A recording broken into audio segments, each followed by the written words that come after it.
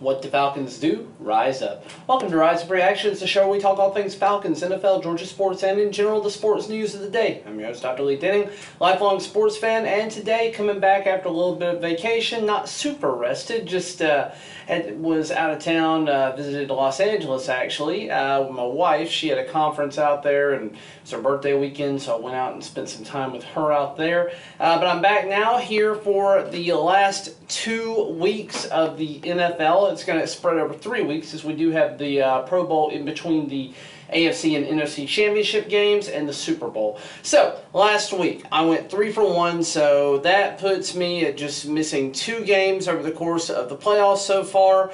I did not pick the Bills to lose to the Bengals. I said it wouldn't surprise me if that happened. I just thought the Bengals, I don't know, I just thought the Bills were the team of destiny, but it didn't end up working out. So now you have the number 1 and 2 seed for the NFC with the Eagles and the 49ers, and you also have the Chiefs and the Bengals. So this will be a fairly concise video overall. We're going to go through who I think is going to win between these two. Let's start with the NFC. We have the 49ers at the Philadelphia Eagles. This is an incredibly tough matchup for me to pick. The Eagles have looked very good in the playoffs thus far. Granted, they only played 1 game last week, but they absolutely destroyed the New York Giants. Like, the New York Giants didn't even show up to play in that game. The 49ers struggled a little bit, and there has been a little bit of legal trouble for one of their defensive linemen who's been a contributor for them.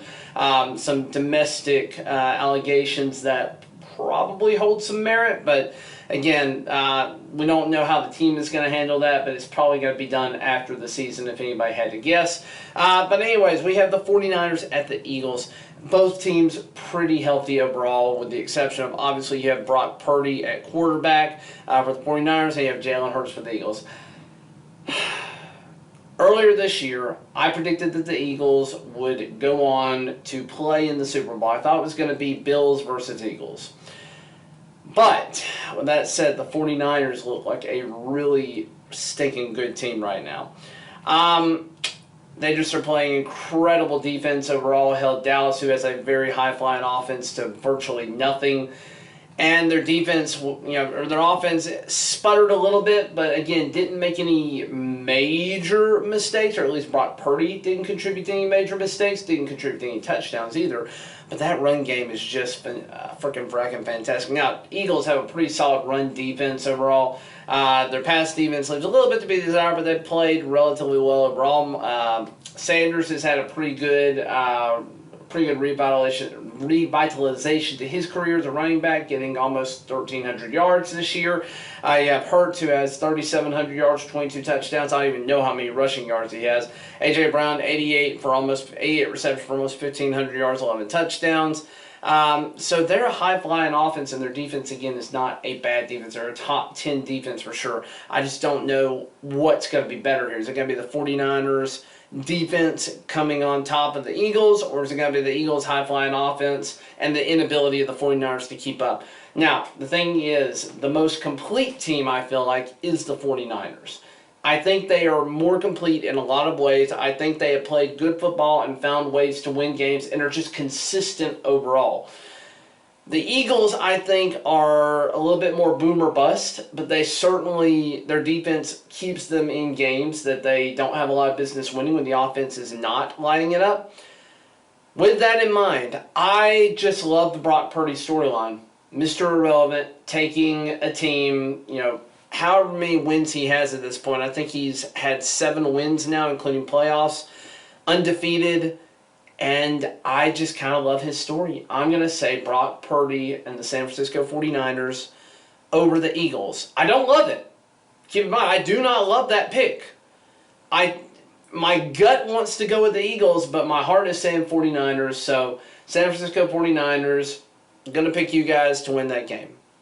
Then we jump to a rematch of the AFC Championship from last year, a rematch of regular season. And again, Joe Burrow going to Kansas City. This is now the 3rd time that he's done it in his career. Or sorry, actually maybe the 4th time. But he is undefeated against the Kansas City Chiefs.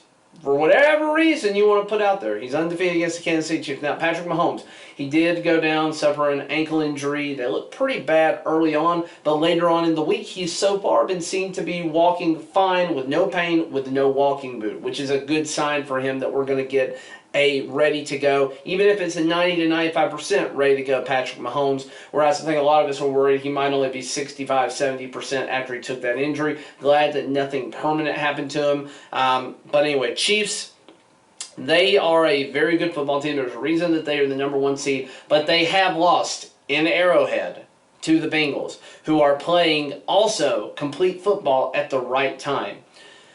Now, Kansas City is in their window to win Super Bowl. So are the Bengals. These are both really good teams, and quite honestly, as much as I love the NFC storylines, I think one of these two teams is going to be the Super Bowl champion. I really almost want to just do a coin flip on it. Vegas even has the line at even right now, which I don't know that I've ever seen in my lifetime, Vegas having a purely even line. Usually they'll give at least a half-point edge to one team or the other just to make it interesting. But they have truly turned this into a pick'em game. They think that it's going to be an over-under of 47, so they're anticipating a score of like 27-20 or 24-23, something like that. So they're anticipating scores in the 20s if it's close. I don't look for that to happen. I think the team that wins this game is going to be the first to get to 30 points. So with that in mind, I'm going to say 31-27 with it going back and forth throughout the game. I didn't pick any upsets last week. I am going to say that we are going to see a Super Bowl of 49ers and the Kansas City Chiefs. I don't love the pick. Again, these are really hard teams to pick between. There's a reason that the cream has risen to the top here. There were only about 5 or 6 teams that were really good and solid going into the playoffs. All 4 of these teams here were teams that would be considered solid. So again, I'm going to be picking 49ers against the Chiefs. I don't love it. I would be just as happy to see an opposite matchup of Bengals-Eagles or Bengals-49ers. But that's all I got for you today. Let me know what you think down in the comments below. Do you agree with my picks? We only have 2 to talk about this week. It's been a great season, guys. We have some games on Sunday this week to look forward to. And then we have a week before the Super Bowl after that. So, season's coming to a close where we go into the dark times here shortly. But thank you for watching, liking, sharing, subscribing. It really helps the channel grow. I've risen to 73 subscribers. Again, that is small potatoes for a lot of big YouTubers. For me, that's a big number. Considering I started with 0 this year, I am incredibly happy to have 73 supporters. I thank you all for joining onto the page. I would love to see that number grow above 100 in sometime in the offseason. I'd love to be hitting 1,000 sometime next year, though I think that's probably a lofty goal at this point. But guys, thank you so much for watching. This has meant a lot to me, and like I said, just comment down below. Let me know what you think. And as always, rise up.